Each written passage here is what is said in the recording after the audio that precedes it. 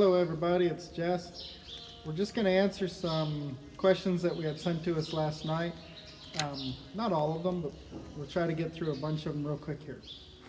Okay, the first question is, if I am transitioning out of a snaffle bit, what bit should I use? For most horses, when I transition them out of a snaffle bit, I always go to a 1x1 correction bit.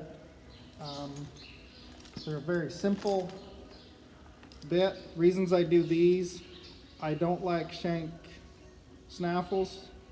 I like the double brakes. Port's not high enough to go into the roof of their mouth, and I leave the curb strap very loose. I want a lot of signal on their mouth because they're used to that with the snaffle before they go to a curb strap or chain. Good. Next question is, do you have some advice for lead changes, and specifically for horses that are rushing and getting anxious during a lead change? Some of the biggest problems we see with lead change horses come from they're not broke in their hind ends moving sideways enough. They don't isolate the front feet and the back feet as a steering. From the people point of view, most people get a little anxious. They get leaning forward, letting go of the bridles and kicking them up.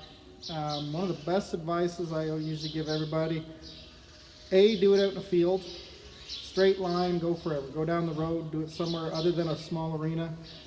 And B, get help from somebody. Lead changes are one that can be very cool, very easy to do once you've got them figured out, but can be a little technical, and go to somebody who's good at it.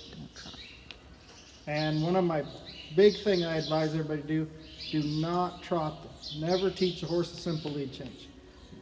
From somebody who has horses come in and people tell me that they've tried it and that this is how they've done it, it's one of the hardest things to fix. When I start changing leads on my 2-year-olds, I never trot them. Everything's at a lope. Even if they mess up, I keep it at a lope, keep them going. Okay, and then the third question is advice for getting back to riding after pregnancy and having babies.